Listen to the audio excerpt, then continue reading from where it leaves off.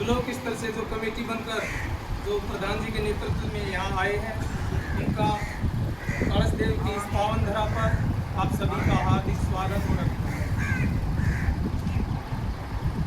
बाबा colonel करोड़ी सिंह बैंसला के सपनों का समाज बनाने के लिए प्रयासरत वे कोर कमेटी के हमारे साथी, जिन्होंने 23 तहसीलों में घूम कर जन जागरण किया है, उनका समाज आभारी है। उनके साथ मैं भी 15-20 तहसीलों में गया था। ये 15 नहीं 30 के आसपास सुझाव थे, उनमें से काटे गए। ये सुझाव भातवाड़ा बहुत जगह हर तहसील उन्होंने मना किया, नहीं तो पहले भी इसमें शामिल कर लिया जाता, लेकिन मजबूरी थी कि भाई उसमें दिक्कत आ सकेगी, इसलिए सब तहसीलों में काटा गया, तो मान लिया गया। तो ये और वे नवरत्न के समान 9 गाँव पनियाड़ा सहित जो 9 गाँव हैं, जिन्होंने इतनी बड़ी महापंचायत को सुविधा दी, उनका मैनेजमेंट किया, वे भी समाज के लिए बहुत ही धन्यवाद के पात्र हैं। आने वाले समय में वे समाज में नवरत्न के रूप में सम्मान करें। आज हमारे 500 गाँव के लोग जो एकत्रित हुए हैं, हम सभी लोग इन 11 बिंदुओं का स्वागत करते हैं, उनको स्वीकार करते हैं।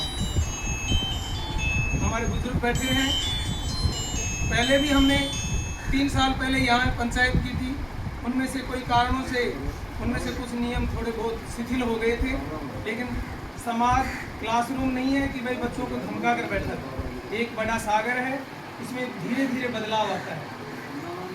सबसे पहले समाज सुधारक भगवान श्री कृष्ण हुए थे, उन्होंने कुरीतियों पर प्रहार करना शुरू किया था। उसके बाद में राजा राम मोहन राय और सरकारों का सहयोग लेकर भी लोगों ने प्रयास किए, लेकिन फिर भी कई कुरीतियाँ उलझी रह गई। सती प्रथा जिसमें आदमी को जलाया जाता था, उसके लिए सरकारों ने विरोध किया, तब भी कई सालों तक चलती रही। लेकिन कोई भी चीज़ का समय तो आता ही है। अब हमारे समाज के उत्कर्ष का समय आ गया है, तो किसी न किसी आदमी ने ये बीड़ा उठाया। बाबा कर्नल करोड़ी सिंह बैंसला ने समाज को सुधार के लिए जो प्रयास किया था, अब वे नहीं रहे, लेकिन उनके विचारों को फैलाना हमारा सबका काम है। हम 11 कुरीतियों के बंद करने को हम स्वीकार करते ही हैं, उसके साथ में जो पैसा बचेगा हमारा, उन्हें हमें शिक्षा पर लगाना चाहिए। केवल 10वीं 12वीं पास करना ही पढ़ाई नहीं है, वो तो केवल आज के ज़माने में साक्षर होना है। अन्य समाज जो शिक्षित समाज है, उनमें पहले से ही प्लान कर लेते हैं। जो होशियार बच्चे हैं, वो तो चाहे पहाड़ों में रहने वाला हो, वो अपनी जगह अपने आप बना लेगा।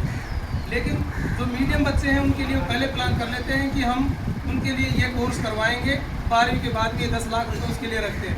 हम मृत्यु भोज के लिए रखते थे, तो हमारा बच्चा तो उन 10 लाख को उतारने में मजदूरी करता था, और वो उस कोर्स को करके उस मजदूरी से बाहर निकल कर कहीं ना कहीं, चाहे सरकारी नहीं तो प्राइवेट सेक्टर में अपनी जगह बना लेते हैं। अब हम भी उस दिशा में बढ़ रहे हैं। हम भी अपने बच्चों के ऊपर शिक्षा पर ज़्यादा पैसा खर्च करेंगे। जो पढ़े लिखे परिवार हैं, वो तो अपने बच्चों को गाइडेंस दे ही देंगे, लेकिन जो माँ बाप बिन पढ़े हैं, उनके लिए हम कर्मचारी अधिकारी, जो बांसुर के कर्मचारी अधिकारी हैं, हम भी आपके ही बच्चे हैं। और जो पढ़ने वाले बच्चे हैं, उनके हम बड़े भाई हैं या उनके माँ बाप के समान हैं। 24 घंटे और 7 दिन कभी भी वो हमारे को याद करे, हम उसकी सेवा में हाजिर रहेंगे, उसको गाइडेंस भी देंगे, सलाह देंगे उसको क्या करना चाहिए, और यदि मदद की जरूरत पड़ी तो आर्थिक मदद भी करेंगे। दूसरे छात्रावास में उसके रहने के लिए व्यवस्था कराएंगे, उसके खाने के लिए हम पैसा दे देंगे कर्मचारी मिलकर। और बच्चा चाहिए पढ़ने वाला। आप सभी लोग ये कुरीतियों को बंद करके अपने बच्चों की पढ़ाई में पैसा लगाएं। इसी के साथ मैं अपनी वाणी को विराम देता हूँ। जय हिंद, जय भारत।